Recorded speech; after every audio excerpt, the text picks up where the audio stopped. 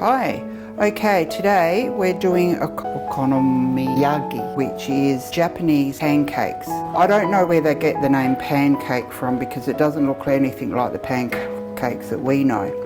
First off, I'm doing a mayonnaise. You can do this mayonnaise as just a plain egg mayonnaise, Western style, with oil, about 250 ml of oil, an egg, some Dijon mustard, vinegar, and any seasonings. You can put a bit of garlic in it if you want to make it aioli, or you can put a bit of cumin in it to get that bit of a curry flavour. So many variations. This is easy for what we're doing. Got the oil in a high jug. Because we're doing it with an immersion blender, or as I call him, Mr. Buzzy, you need to put the egg in the oil and just let it settle for a few minutes, just so that it's right down onto the bottom and settled. Okay, so then with this recipe we've got other things to add to it. So let's have egg one. Some dashi powder, which is a Japanese stock powder. If you can't find it, that's fine. Then we're going to add the rice vinegar. If I was doing just an ordinary mayo at home, I would use apple cider vinegar or any white vinegar. Lemon juice, and our Dijon goes in. So that's how simple it is. There's no slow drizzling of the oil, no whisking with your hands. Like I always say, I'm a lazy cook. If there's an easy way of doing something, I'll pretty much find it. Okay, Mr. Buzzy. Here we go. Put him right down to the bottom and let it go. And you'll see it starting to emulsify. That is getting thicker around the base. When it starts like that, that's when you slowly go sideways and then gradually lift it up as the emulsification goes with it. Okay, here we go. Done. How easy is that? Okay, so we take Mr. Buzzy out. Beautiful. Next, we're going to do the sauce for it. Just such a simple sauce and I'll get the ingredient for the sauce. Now, we're going to make the sauce. This is either tomato sauce or ketchup. There is just a slight difference with tomato sauce and ketchup. I have used tomato sauce. Oyster sauce, Worcestershire sauce, sugar and salt. It looks a lot, but it's not. I've just put the two together for convenience. Right, now, if you've got a whisk, even better. The whisks I've got here are a bit too big for this jug, but it doesn't matter. As long as you mix it well, especially so the salt and the sugar dissolves and it's all mixed in together well. This sauce is actually nice on a lot of things, not just the dish that we're doing today. There we go, that's done. So that's the mayo and the sauce done. Okay, first up, we mix our dashi stock powder. Once again, you can use ordinary vegetable stock powder and water. Just dissolve that in and put it aside really quite quick. There's some stock powders I find that you're stirring forever. Done. Okay, so you need to do it pretty fine. Otherwise it takes too long to cook and you can have some parts burning, some parts really crispy crunchy. Fine if you like raw cabbage, but this isn't a coleslaw, so as fine as you can, just like that.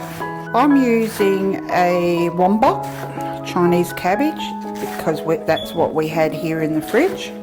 You can use any sort of cabbage, especially at this time of the year. Cabbages are pretty sweet. So put that aside for a sec while we chop it up. Because you've got the core here, you do need to chop it pretty small. Really chops easy, a lot easier than a lot of things. Hear how crispy crunchy that is? I actually like making coleslaw with this cabbage with wombok. It's a little bit sweeter in my opinion. That's just me. It's nice as a pickled cabbage too. Okay, tip that in the bowl with the rest. Okay, so now we're just doing the spring onions. It's just with the gloves on, I find it really hard to. Just gonna chop these. You don't have to be really fine with these because spring onions cook fairly well, but I will give them a bit of a crossover chop. Get rid of that coarse bit there. Fine, as you get more into the green, it does get a bit tougher. Go right down the middle of that bit. It didn't cut all the way through the first time. There we go. That's enough. We're just going to put that in with the cabbage. Okay, so we've got our spring onions in the bowl and the cabbage in the bowl. Now we're going to make our flour mixture. Just plain, ordinary plain flour. Into the bowl she goes. Okay, just give it a bit of a stir around to spread it so it's easier to mix.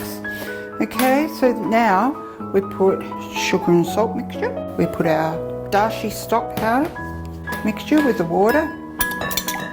Okay, give it a stir around, mix it in. Add the eggs now. Sometimes people say, oh no, you add the egg after. You can do this in individual bowls. If you have, like if you're doing it for 4 people, you can divide the mixture into 4. So in each bowl there's a quarter of the cabbage, there's a quarter of everything that you've done. I don't mind doing it in one big bowl. Mix that in well. A whisk would be good here, but it doesn't matter. It's pretty lumpy, but that's normal. You don't have to get every lump out of it. Just try to break it down to so many big ones.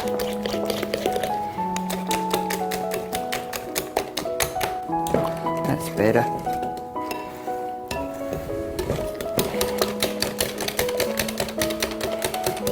Should have got Mr. Buzzy onto it. Alright, so now we're going to mix in the cabbage and the spring onion mix. Give that a bit of a head start, stir around before we put in what is called tenkashu. It's T-E-N-K-A-S-U. Looks like rice bubbles, but it's not. Tastes nothing like rice bubbles. You can even, if you want, get your hands into this to get it all mixed up nicely. This is called tenkashu. It's actually tempura batter, and it's, once it hits the hot oil, little bits and pieces, it's the scrapings they call it. So you put that in. It's a texture plus flavour that goes with the dish. Just stir that in. Don't be too rough on it because you don't really want to mix, it like break it up too small. Okay, beautiful. It's all coming together. And that's all it is. You can actually add your own thing to this. You can put in some grated, like finely grated carrot if you want to, if you're trying to get veggies in, or even finely shredded like spinach in with it.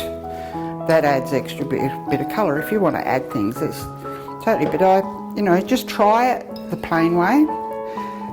With the tenkashu, you don't have to put that in it. If you can't get it, that's fine. Any of these things, you don't have to use exactly. Just substitute. Right, that's about it. Now, we're going to go over and make pancakes. Okay, nice big spoonfuls of the mixture onto the pan. This is a grill plate. You can do it on a barbecue, you can do it in a fry pan, and just go push it down a tad, push it down. Have it on about a medium heat. Not too hot because you're going to burn. The third one, push it down. Okay, now you can either use really thinly cut pork, like the pork belly, very thinly sliced, or bacon. Today I'm using bacon because that's what we had in the freezer. So we're going to get a slice of bacon, put it on the top. The beauty of this is you're getting your proteins. It's a real savoury, and this is where the bonito flakes come in. Just a few on the top like that.